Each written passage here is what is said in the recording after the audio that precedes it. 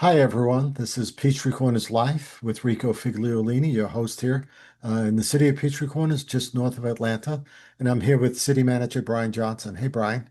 Hey Thanks. Rico, how are you? Good, good. We haven't done this in quite a while, but there's a lot of stuff to talk about in this podcast. And you'll be sharing some charts and stuff. We'll be talking about Simpsonwood Master Plan that just got approved by the advisory committee, the median being outsourced, the taking care of the median on Peachtree Parkway, and East Jones Bridge Road, and a few other things as well. Right. So, but before we get into that, I just want to say thank you to our sponsors. First, EV Remodeling Inc. Want to thank Eli for supporting us, the journalism that we do, the magazines, the podcasts, all the stuff that needs to be done to be able to bring this type of stuff to the public, so that people know exactly what's going on because really no one's covering this stuff. And with the HAC now deciding they're not doing print anymore, they're going to discontinue that. Makes me wonder how they're going to be able to cover anything that's hyper local, even going full digital.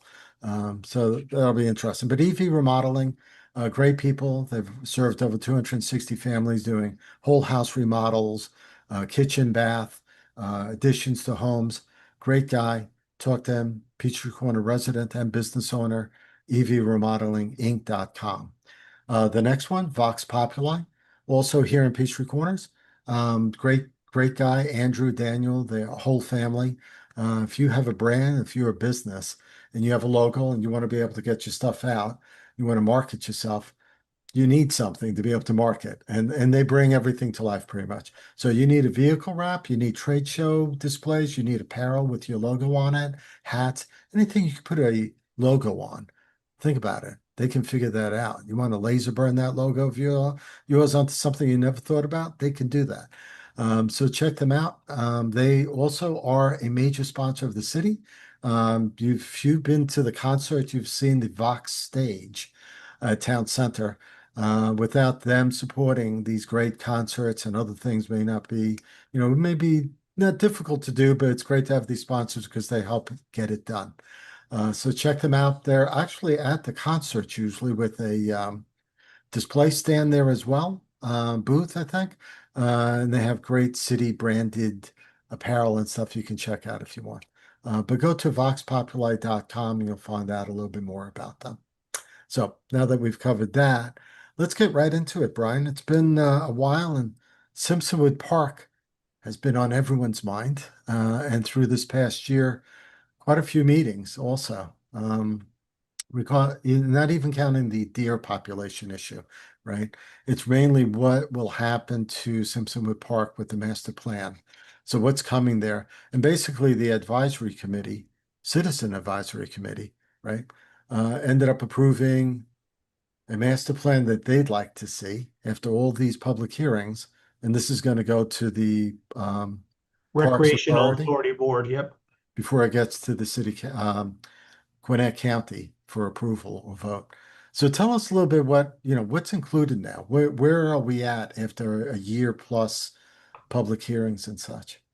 Well, so going way back, I mean, both the city and the county have been interested in this being a park, Mhm. because back in 2014, I believe, is when the United Methodist Church decided to sell the property, and they were had, I think, a letter of intent, if not an actual sale, to a private developer who was wanting to put in like 450 single family detached houses, another subdivision.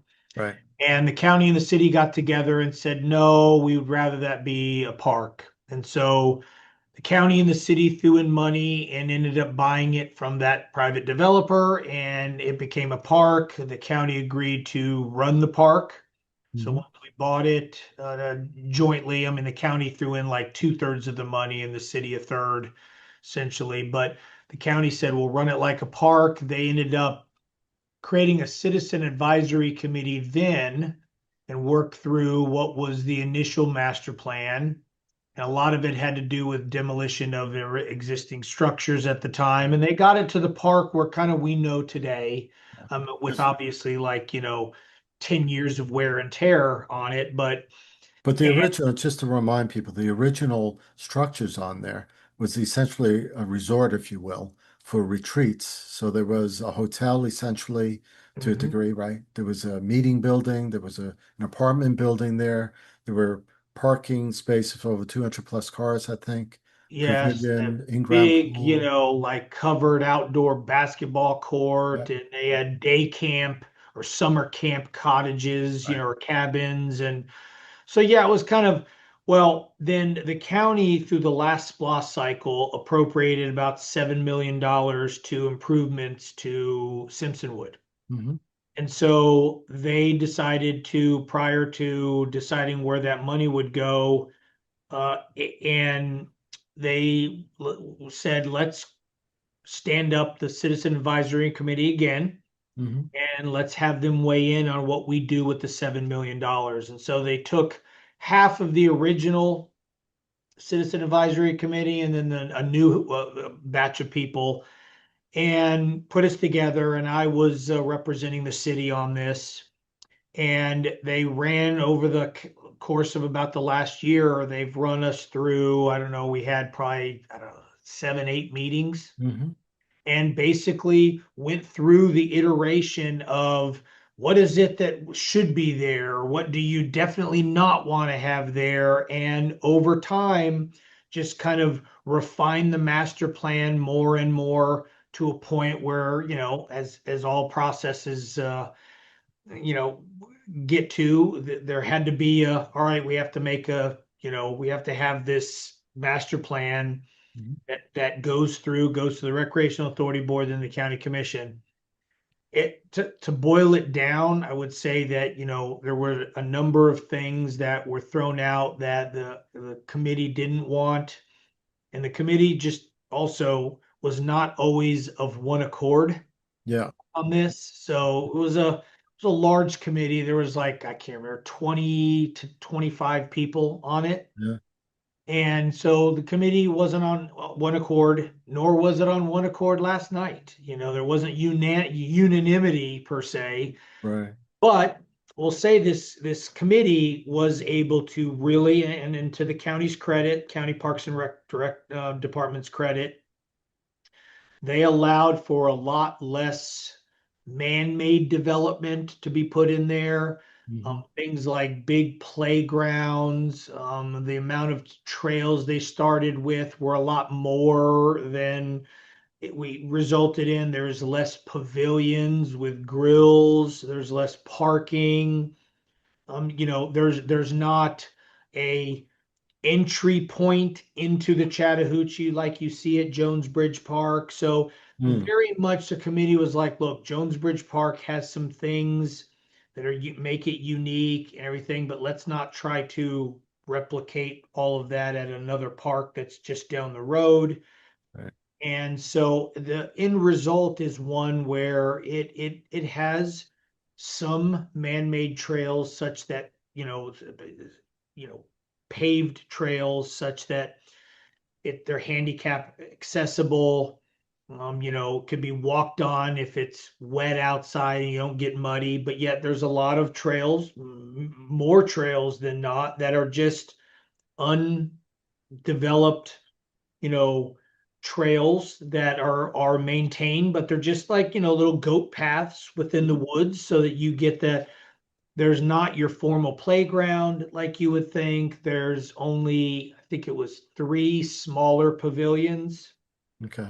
and there is going to be an overlook at the Chattahoochee, but not any kind of you know, uh, Second. developed entry into the Chattahoochee like you see at Jones Bridge Park. So at the end of the day, people have to look at, there's a lot going on there.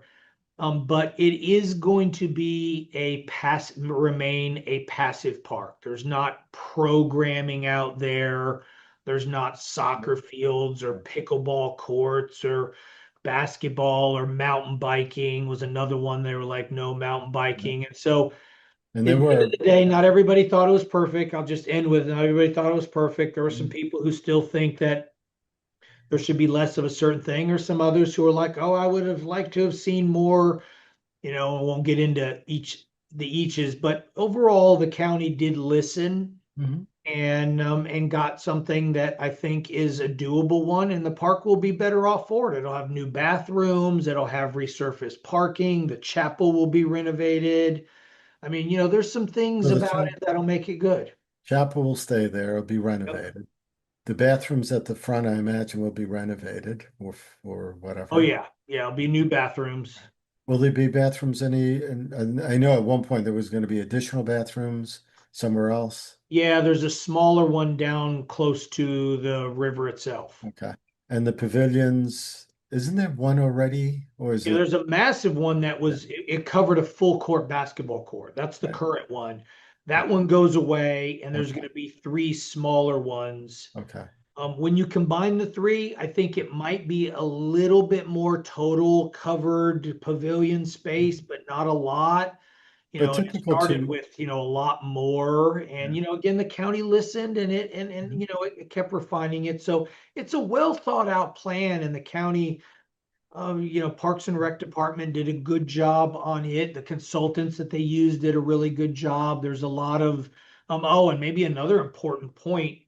People don't oftentimes think about this, but there's going to be some forestry activities in there because you've got groves of trees that are not growing healthy, or you've got them too close, or the mix isn't good. And there's a couple places where you've got some disease, and they're going to end up going through and having, they've had some arborists involved in that. And, so it's well thought out, and, Yeah. it's moving through the process. Okay, cool. We're going to have, I guess, a map and some information that we can share with this podcast with listeners and stuff. Yeah, it's just too big of a file, and there's too much going on. So I'll, Rico, you'll get the link and you can share it with the readers, and they can go through it. And Excellent. again, remember, there's two final steps still. Recreational Authority Board has got to approve it, and then the county commission approves it. And then the construction of this will be multiple years in the making. It's Yeah. not, there's not going to be 7 million dumped to it right away. You've got prep work, you got the forestry stuff, you got some wildlife preservation activities and erosion That'll work take a that's got few to be years done to freeze them. first. Yeah, so it's going to be a number of years in the making, but I think the end product, given the diverse interest in this, Mhm. is a pretty good one. And maybe the final point would be, I don't think you're going to see that in and of itself, it's going to attract a lot of people, which was a concern to our local residents and a concern to mayor and council. Sure, and that makes sense. I mean, they might not even spend the full 7 million because there won't be $7 million of improvement going in. Right. Um, but certainly, I know people were saying they didn't want to see, active ball fields or pickleball, like you said. I mean, none of that will be Yeah, there. there's no Um, programming there, so you're yeah, not going to have large groups of people coming for a pickleball tournament or a yes. baseball game or a So, soccer game. so even though the county doesn't like the word passive park, to a degree, it will be somewhat of a passive park if you look at it that way, I guess. But certainly the trails will be maintained. I don't, like you said, it won't be as much. They wanted to pave over quite a bit, I think, Yep, at one they point. did. So now it's not as much, maybe. Um, That it's correct. Significantly less. So there's paved, handicap accessible. You will be able to get closer to the river, sure. on improved, paved path, but Well, and you want there's that, not as much as. right? I mean, that's necessary, right? Because we should allow everyone to have access. Yeah. So it should be ADA compliant and stuff. All right, so I'll have all that on the website once this podcast goes out. So this way you all, whoever wants to, click through it, you can see exactly what it is. Um, and then yeah, so sounds like you all did a great job. So can't wait to see what it's going to turn out over the next few years. Yeah, and Councilman Christ was also on the Citizen Advisory Committee, and did a good job representing the city's interests as well. He was one of the original. On the original, Yes, he was really. one that was Okay. carried over from the original. So he actually was on it as one of the original. He wasn't on it as a city council member. He just now happens to be one. That's funny. But so there were two of us, yeah, on there. But yeah, he also did a good job. And and communicated. And Glenn Borman, who led it for the county, did a good job on trying to meet all these diverse needs. Again, the Sure. committee wasn't of one accord itself. There was a lot of varying levels of it. So it's hard when you have a group. There's a lot of chiefs in there, and a lot of cooks in that kitchen. Yeah. It's hard to get everybody. Yeah. This is what compromising is about. I Yeah, mean, not everyone can get everything they want. So, and there's no sometimes right way or wrong way of doing something. yeah. Right? Cool. So let's move on to there's something else that when I was at the city council meeting this week, was talking about the median and the outsourcing of the median, maintenance of the median and the growth of it. So could you speak to that a little bit? Yeah, so the median you're referring to is a median on Peachtree Parkway. And it's really, if you're heading north into Peachtree Parkway from 285, we all know that there's a split, and to the right is PIB, and to the left is Peachtree Parkway or State Route 141. Well, at that split, it starts with the Paul Duke sign, Right. that gateway sign, and then Right. now you've got a median all the way up to the Chattahoochee River where Peachtree Corners and Johns Creek meet. Well, that median, since the city was created, we have been attempting to maintain it internally to the city, and the by public works Yeah. employees. Yeah. And we've done that because, as a city with no city property tax, we're trying to be as judicious and cost effective as we can with our resources. And so bidding, having a third party do it, a company that does this for a living, like landscape companies, is always the best because that's what they do for a living, Mhm. but they cost more. And so over the years we did it, but it started to get harder and harder for us to stay on top of it. And that's mainly for two reasons. One is is probably the way it was constructed. And by that I mean, for those who have been on Peachtree Parkway, which then becomes Medlock Bridge Road up in Johns Creek, but that stretch of 141, if you've been on the two stretches, oftentimes people are like, oh, the Johns Creek median looks a lot better than Peachtree Corners. And I don't disagree, as it stands at least today. And here's one of the two reasons. One I already talked about is they outsource it. They have a professional landscape company that does it for them. They also have a very healthy city millage rate in Johns Creek as Oh, well. for sure.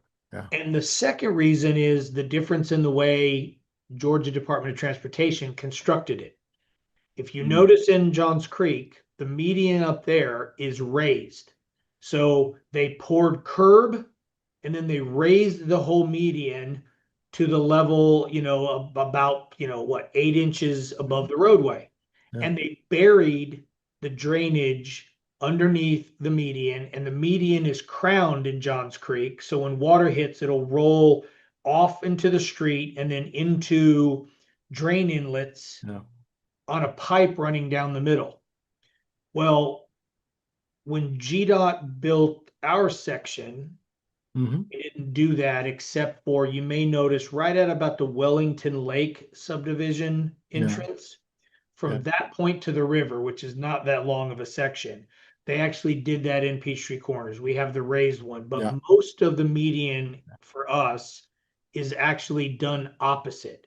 It's at grade. So you've got pavement and then the grass is at the same level. Hmm. And then the median itself is actually angled in, and it's really a long ditch. A grass ditch is really what it is. And so we don't And have the same opportunity to maintain that Johns Creek does, because we have edging. When grass is at even with the road, mhm. you don't have a nice even edge like Johns Creek does with the curb. So now you've got to edge more, because if not, grass starts to grow into the road and that Yeah. looks bad.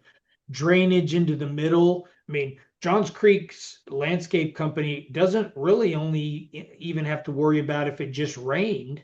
They can still mow because the water has run off and into the pipe underneath. Ours is sitting there waiting to slowly Mm, drain mm. down the road. And just little things like that make maintenance harder to do, a little bit more costly.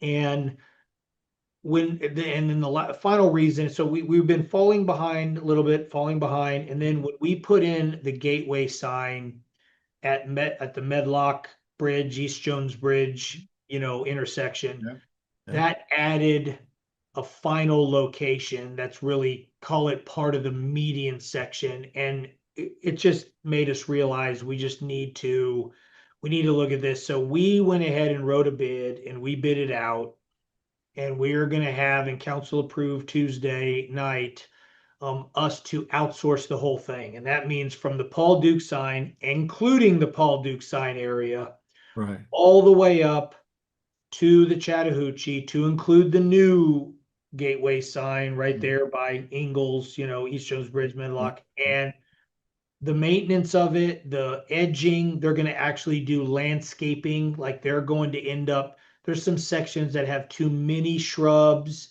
some sections that maybe we need to add some more. So they're going to actually be involved in that part, in addition to mowing, edging, litter removal, to So, a point where during grass cutting season, I'll end with saying the company that's doing this is going to have personnel on our section of median all 5 days of the week. There's enough work that huh. they're going to actually have an individual, or individuals plural, who are just doing median work in Peachtree Corners. So you're going to find that we still have a little bit of disadvantage of not having it raised. Yeah, and you're not changing that. That's staying. No, that would be millions of Yeah, I was dollars. gonna say that's a bit of money. And the final one for those who are listening, and that you're going to see, I believe, really it's well, Monday's Labor Day, so September 2nd should be when they start that.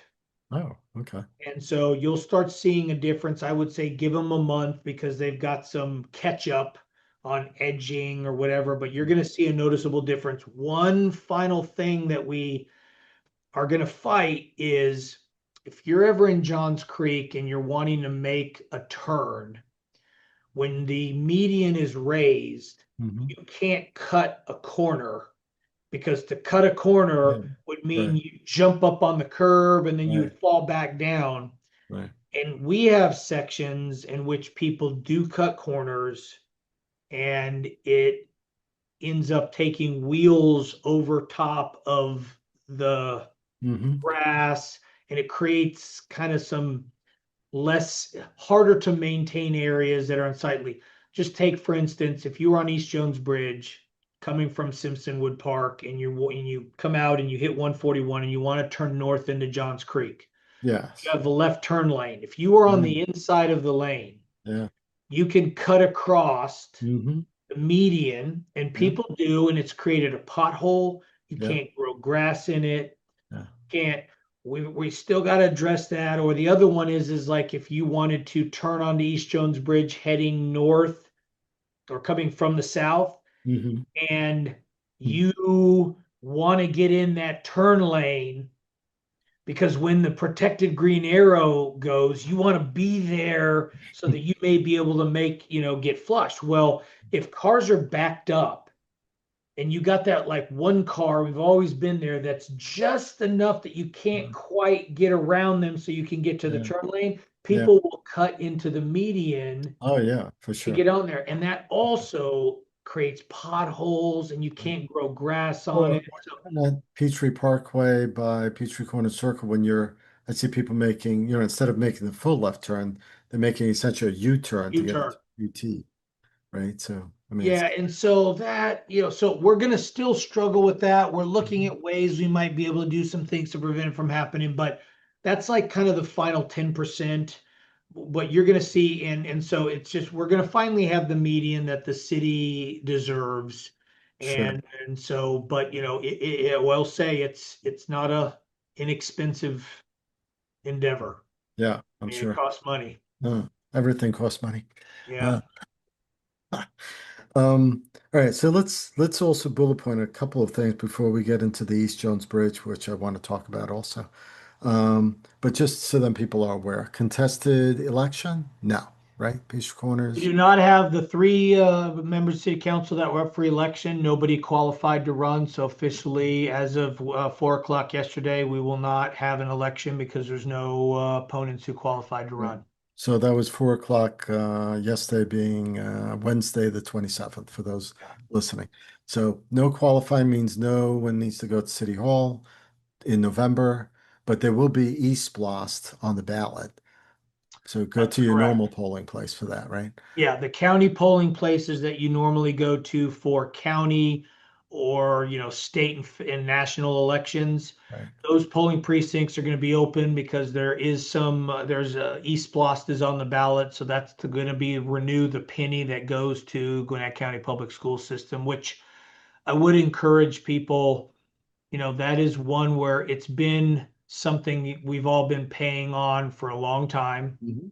So it does go to allow, making sure that our school system has the proper facilities and equipment, which whether you have kids in school or not, our home values, the quality of our communities do have, an association with how good our schools are. Right. So, you can't quite just say, oh, I don't care. My kids aren't in school there anymore. I mean, we do want to have a good public schools, system. Yeah. So it is something that will be on the ballot. And, I do think much like just SPLOST, Mhm. which, we use is it's a good, it's also good in that it's sales tax. So it's not just borne on the shoulders of us who live here.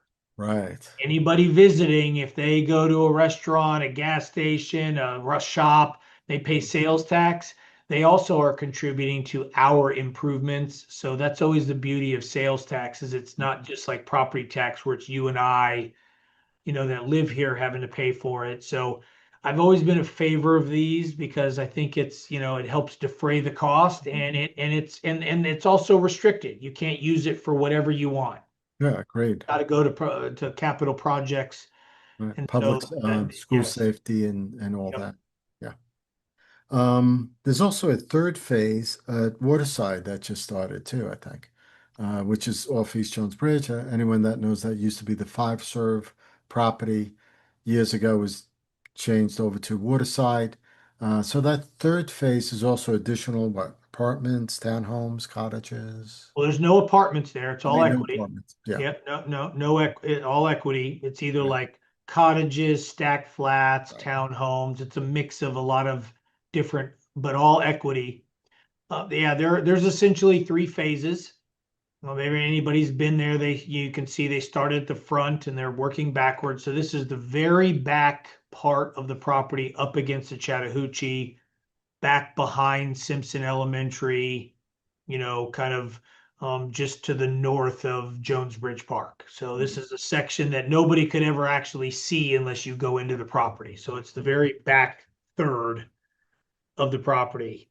And this is the final, I think this is the final stage It phase. is, this final stage does have some property reserved for, by zoning condition for an institutional user, like a Mhm. memory care, assisted living type of thing. So that would be in this final phase. They don't, we don't, the construction of phase three has the property set aside, but right now the developer Providence Group does not have an institutional partner yet, so there's not construction of that started, but there has been, the roads have been put in for the remaining equity products. One final thing I'll say about it is based on how the market was and how they sold and the demand and all that. Mhm. When it was originally zoned, they could have put as many as 916 units in there. Yeah. It will probably max out at 450. Wow. That'll be the total amount of units that will be there. And so a lot less traffic than there could have been, Hmm. based on, how things played out. So that's good. And again, it's an equity product and it's a gated community. And so the roads in there are not, it's not something the city's got to add to its resurfacing inventory. So, Right. it's a pretty good, I mean, we're overall happy with the development, and it's providing, active adults an opportunity to, to buy something that's less maintenance heavy than if you own your own stand detached home. Oh, definitely good looking property over there.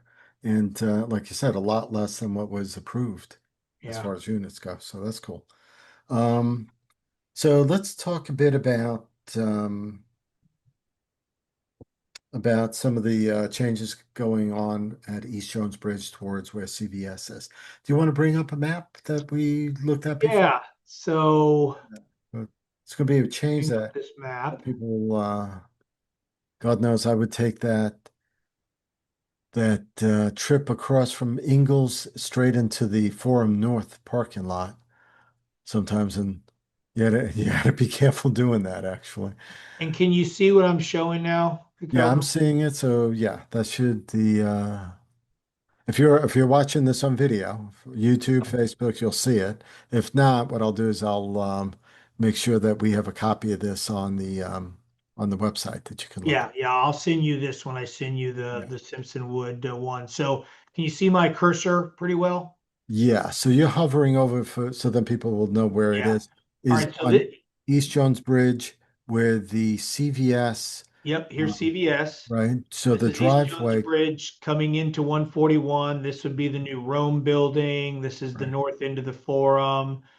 Ingalls is about right here, Right, would be here on the map. so the driveway coming out of Ingalls onto East Jones Bridge is a reference point for us right now. Yeah, so and now all of the brown here is Hmm. showing where you're going to have lane improvements or restriping. So, a couple of significant changes here. One might be for those who are ever in the area of Ingalls and the north end of the Forum, you'll know that there's a ingress egress point coming out of Ingalls and CVS right here, and then right across the street, but not lined up directly, is and it's about right here, Hmm. is where the Forum North's entrance. And the reason it's not a four-way intersection is because we can't, well, one, we could not ever signalize this because it's too close to Hmm. a signalized intersection here. You Hmm. can't make that a four-way stop. And so you didn't want to line it up exactly because then you create a real intersection, which is why it's offset a little bit. But that Right. offset always creates confusion. Like, you know, Rico, if you were coming out here and I was coming out of Forum, I'm looking at Mhm. you and I'm like, all right, are you going first? Am I? Who is right Right. away? Right. Yeah. And so one way we can resolve this is we know we can't move the Ingalls entrance because CVS is locked in here, and then this building right here locks it in. So Right. that's fixed. But given that this has some flexibility, we're going to take this entrance that's right here and we're going to move it to the edge of the parking lot.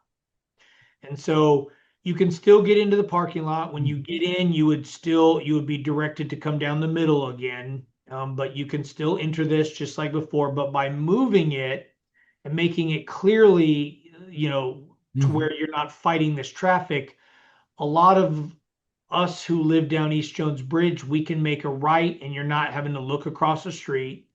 If you're making a left out of here, you know that you got all these people who are already on the travel lane have the right of way. If Right. you're making a left, you're not having to look across the street to see. And maybe a final value is by moving this entrance here from here, we're we're going to be able to increase the length of the left turn stacking lanes Hmm. farther back than they are. So if anybody's ever left H. Jones Bridge in the morning, especially, and all the people heading north up into Johns Creek and Forsyth, that left turn can get all the way back into the straight lane. And so now you couldn't even get to turning right on 141 because all those people who are waiting to turn left and waiting for the Right. signal.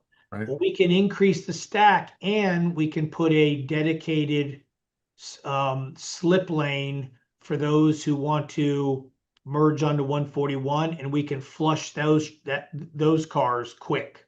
Hmm. won't have to stop like a four-way intersection Hmm. type of thing. And so that's allowing that to happen. We're restriping this intersect these lanes here to make them line up. And so the main improvements are again stacking and slip lane here, separating these two entrances here, and making sure you'll have double lefts out of all of these. Hmm.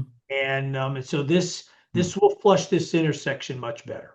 And that left turn lane going on to East Jones Bridge from Peachtree Parkway going north. So that Right stack will, here. yeah, that'll go further back, it looks like, right? That's right. You can see the red here. Yeah. It will go further back. And, right now I was talking earlier about how Yeah. people coming down here, they want to get into that stack God so knows. that they can get flushed when you've got the turns. Right. And just so that right now, that's just a single left Yes. turn Yeah.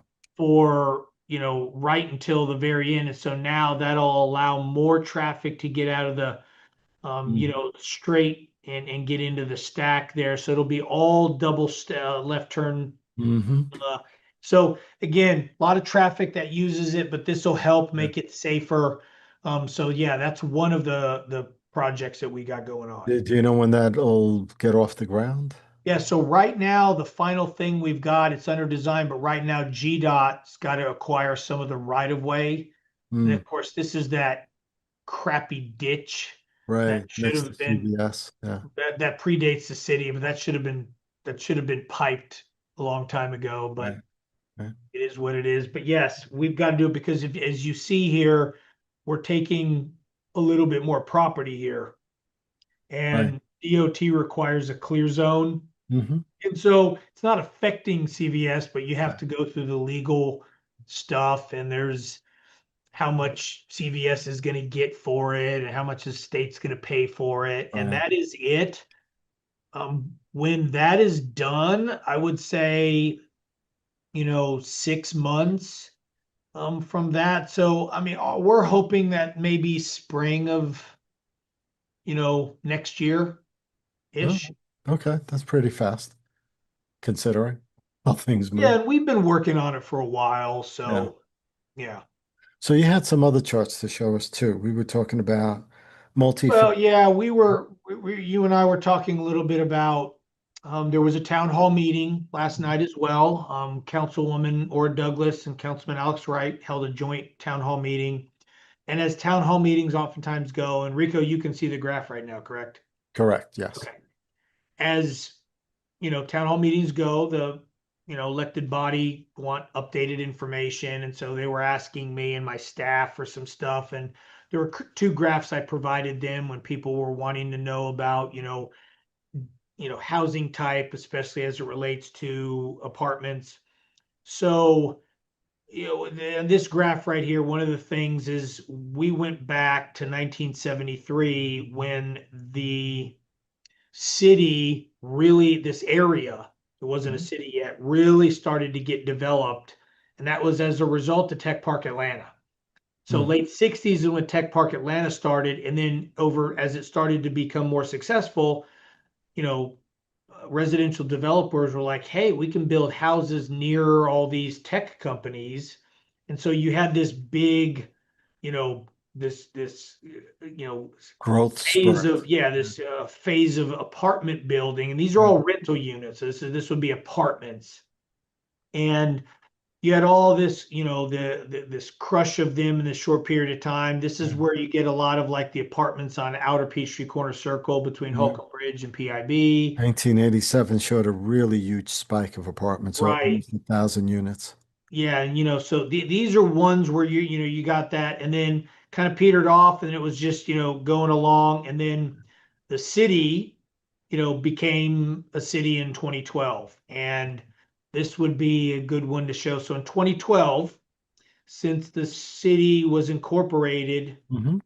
this shows the amount of rental units that were approved in green or denied in red since the city was incorporated.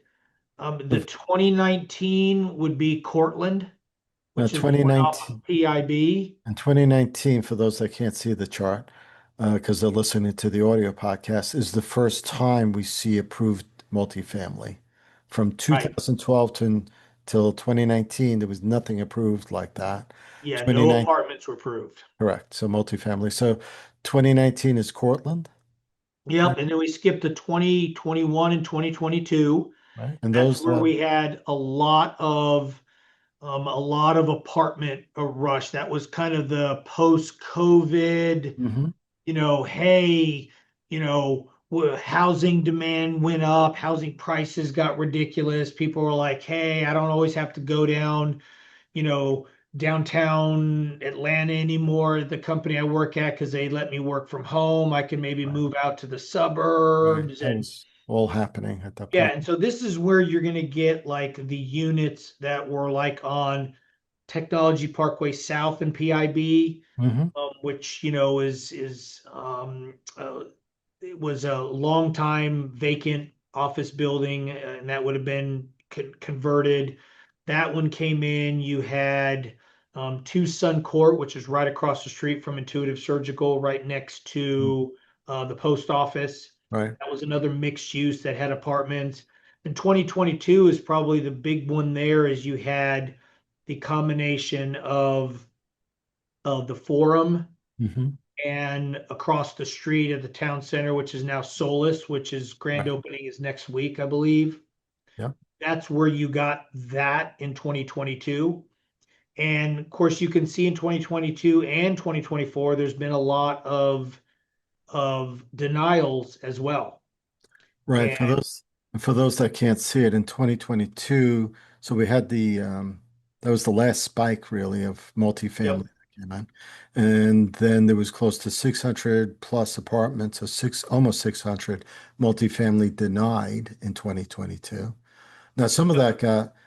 that came back as possible, way less like townhouses or, so It did, like, yeah, Lennar's building one on engineering and right. 141. They came in at like 251 apartments. It was denied. We negotiated with them and they came back with like 71 townhomes. So a lot less, and certainly those townhomes are even, good expensive townhomes, if you will, because Yes, property is expensive. the day building was another one. They came in Right. with like 248 apartments, Right. denied. Work with them. They're coming back with like 61 townhomes. So that was 22. 23, there was nothing either way. Correct? 24, no approval still, but over or close to 500 units denied at that Yep. point as well. That would be like Da Vinci Court. That was Mhm. a denial during that period. It was a big high profile project. And so yeah, I mean, and then 2025, the only reason I'm even showing a 73 is Yeah. because that was actually a long time extended stay hotel Right. that was a huge crime problem, and they asked to convert the rooms into efficiency apartment units specifically to help out those who were had a handicap of some sort, and that's being run through the Gwinnett Housing Authority. Hmm.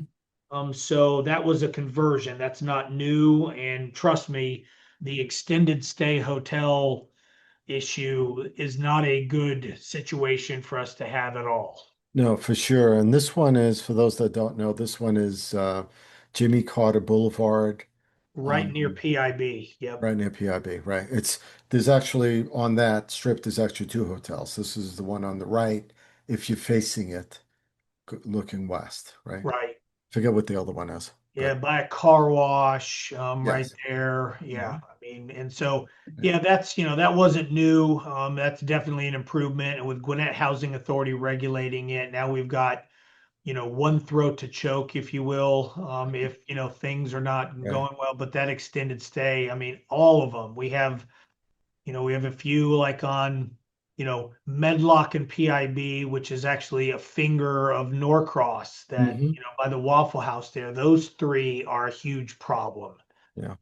And so we'd love to convert more. But anyway, that was just to show that, council's definitely considering all these on a case by case basis. And, you know, there's there's consideration of the value proposition or lack thereof, as the Hmm. case may be.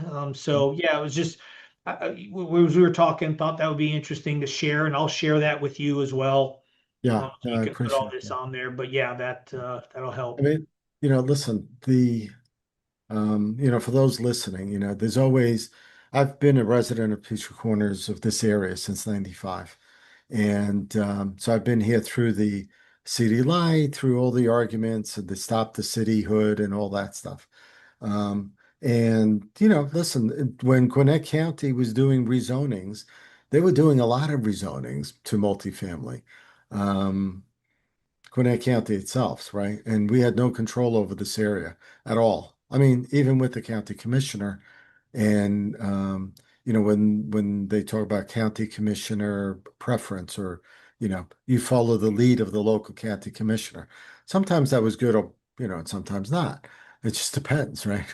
So having a city now that's all worried about itself, and its growth is way more important, I think. And you could see that in that chart because I don't know how many times I have to hear people say, we just have to stop developing multifamily. And it's like, but if you look at what's come, it's not as much. Now, some can argue, well, that's because there was opposition to it, which is good. Healthy opposition is good, to these things. You want healthy opposition, not just a no on everything, because that's sometimes what it seems like. And I'm editorializing here, but it seems like there's a no for everything. Not in my backyard, not here, no way. Sometimes you have to compromise, and sometimes progress is good. The forum without the progress of that development would have been 17 empty stores moving towards a bad development. Um, Well, the even just that, going back a little bit before that, Rico, yes, before the forum was constructed initially, yes, it was woods, and I've read some articles about the resistance to that, and oh, people yeah, were just like, oh my God, it's going to be. And then now you had that, and everyone was like, oh, it's awesome, I have a lot of this stuff that's right, close by. I mean, yeah, right. you have to consider, but then there are No, some that you're just like, nope, that's not good in any I think there was, yeah, I think there was like 24 pages of ordinance change for that development, 24 conditions. pages Yes. of stuff that you can't do. And I think when they added the Trader Joe's later, which was the second phase, I think back there, there were more people that didn't want it and stuff. And granted, Amberfield butts up to it, and you know, it affected them more directly, I guess. Uh, but I can't tell you how many people I see going to Trader Joe's. Oh, if Trader Joe's was leaving, everyone would now be up in arms. Yes.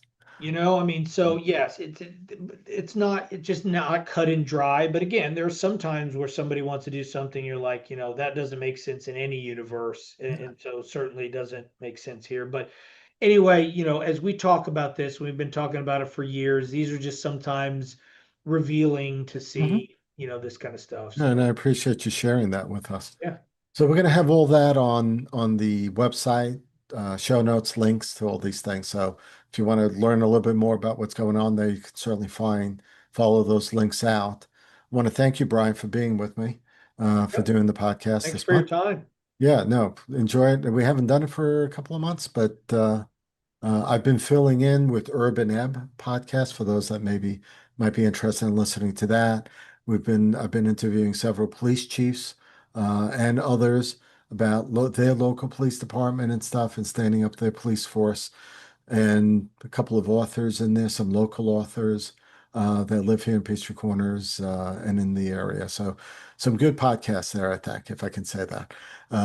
But I do appreciate you all listening to Peachtree Corners Live. I know that whenever I have Brian on, people listen because they want to know what's going on in this city. So glad to be able to do that and get this going. Thanks, Well, Brian. again, thanks for the resource. I appreciate it. Sure. So hang in there with me, but everyone else, I appreciate